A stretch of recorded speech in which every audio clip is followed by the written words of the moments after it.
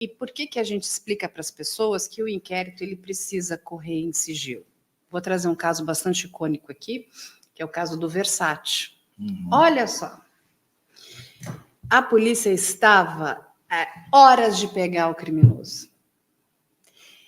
E se aquelas informações do carro, né? Porque quando ele mata aquele arquiteto, fica com o carro dele, ele é um carro que tinha um GPS, sim, e a polícia estava no GPS, estava no encalço para pegá-lo, ele ia ser pego, o Versace estaria vivo. O que a imprensa faz? Noticia. O que ele faz? O criminoso, o Andrew, quebra o telefone, que era onde tinha um GPS, que era um carro naquela época, né? Eram poucos os carros que tinham aquilo, vai roubar um furgão de um agente funerário, mata o agente funerário, mais uma outra pessoa morre né, sem a menor necessidade. Por quê? Pelo atropelo. Entende? Quando a gente explica para as pessoas, gente, a gente precisa entender o sigilo. Eles vão passando a informação, lógico, vão dando alguma coisa, até para a sociedade não entrar numa ansiedade, num pânico, né? Ou porque é um caso de grande comoção, vamos pegar aí o caso da Isabela Nardoni, mas é aquela até história, as pessoas ficavam com raiva, não, mas por que a polícia não passa informação? Porque tem que se fechar em copas mesmo. Veja, há situações em que a presença da imprensa é fundamental. Vamos voltar à Cracolândia.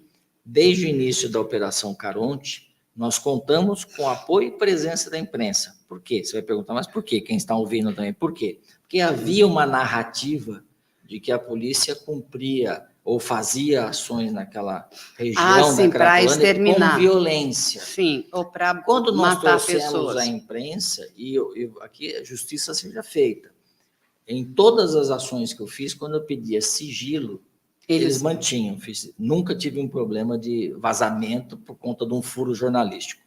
Na Cracolândia foi fundamental a presença da imprensa, porque quando aquelas vozes que se levantam contra uma ação policial alegando violência, nós tínhamos o testemunho isento da imprensa. De que não havia violência. É isento. Sim. De que não havia violência. Então, foi fundamental na Operação Caronte, inclusive eu pretendo escrever um livro sobre a operação, a presença, e muita gente fala, mas isso aí a intenção é espetaculosa, né? Quer fazer se mostrar e tal. Tem sempre um que vai ficar reclamando, doutor Roberto. A presença da imprensa desmontou uma narrativa que foi importante. Primeiro, de que os traficantes eram vítimas. Não são ligados a uma facção criminosa e ganhavam 200 milhões por ano.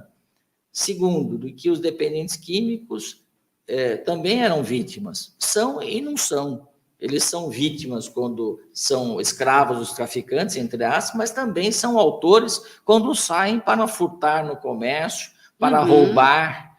Então, nós desmistificamos várias situações ali e a imprensa foi fundamental, juntamente com o nosso trabalho de inteligência e investigação e também o convencimento do Ministério Público e do Poder Judiciário. Quando havia qualquer acusação no sentido de violência, os jornalistas, seus colegas da televisão, do rádio, da imprensa escrita, eram os primeiros a falar. Nós não vimos nada disso. Não, isso é muito bom. Então, assim, mas só para a gente, né, explicar aqui para as pessoas que às vezes entram numa ansiedade, porque que muitas vezes a informação não pode ser passada. Exatamente. Por uma questão do sigilo da investigação, no sentido de que se você passa atrapalha. Ali, o próprio criminoso também está sabendo, porque ele está ligado, né? Ele quer saber. Atrapalha e expõe. Exatamente. E pode haver uma injustiça, o que é raro, mas pode haver. E, doutor Roberto, temos aqui algumas perguntas aqui para você. Vamos lá.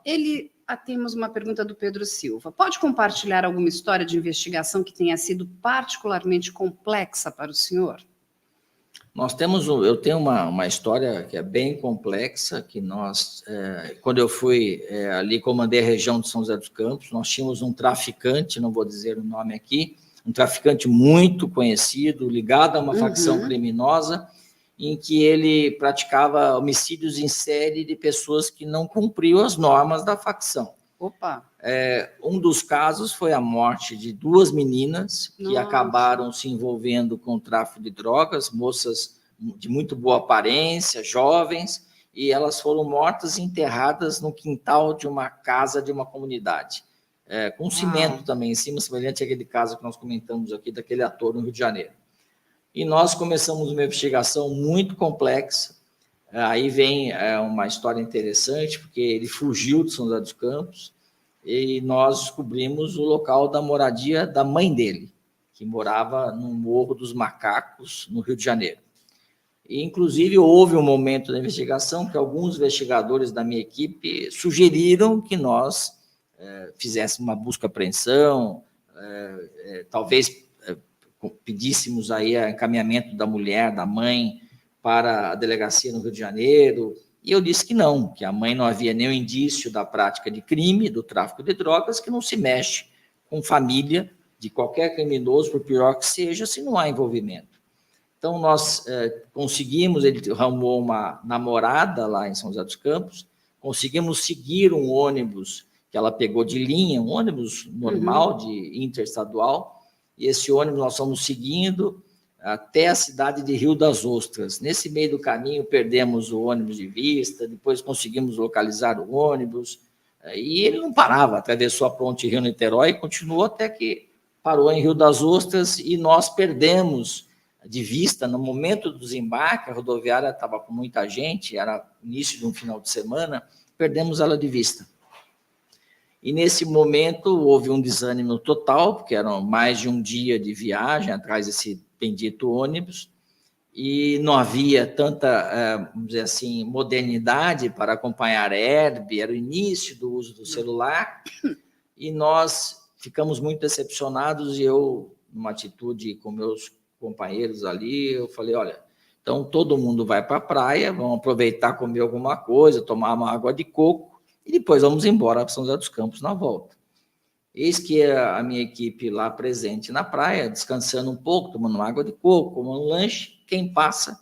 O traficante assassino com a namorada passeando calmamente, de mãos dadas pela praça. Como se nada tivesse acontecido. Exatamente. O que nós fizemos? Aí o Pedro pode perguntar, e os ouvintes também, vocês pegaram ele de imediato? Não. Nós seguimos até a casa onde ele havia alugado, que era uma casa beira-mar. Rio das Ostras é uma cidade beira-mar, no Rio de Janeiro, muito bonita, umas praias muito bonitas. E nós fizemos uma campana e conseguimos ficar ali até 5 horas da manhã, porque sabíamos, inclusive, que ele tinha armas ali dentro. Por conta disso, não pedimos mandado de busca e apreensão, porque havia cometimento de crime naquele momento. E às 6 da manhã, em ponto, quando amanheceu o dia, invadimos a casa e surpreendemos ele e os comparsas e a namorada, todos dormindo. Havia fuzil na casa, armas de fogo também, de grande calibre, e todos foram presos, e nós trouxemos ele para cá, para São José dos Campos, melhor dizendo. Aí um fato, para terminar, é muito interessante. No caminho, nós passamos em vias que são ali no Rio de Janeiro, que há comunidades, há facções criminosas, e eu disse para a minha equipe, para que comunicasse ele, olha, se você aqui, de qualquer forma, houver tiroteio em relação a nossas viaturas, você pode ser o primeiro a morrer nesse tiroteio. Aí ele disse e deu um recado para nós, olha, vocês não mexeram com a minha mãe, quando vocês sabiam onde ela morava. Então, vamos aqui caminhando tranquilamente até São José dos Campos, eu vou para a cadeia. Então, isso mostra, primeiro, a persistência do policial em fazer uma ação de prender um criminoso, um traficante perigoso, e segundo, também, comprova a nossa tese que quando a família não está envolvida, não tem que haver qualquer perseguição ao familiar de quem quer que seja. Isso é muito importante. Então, isso é muito relevante.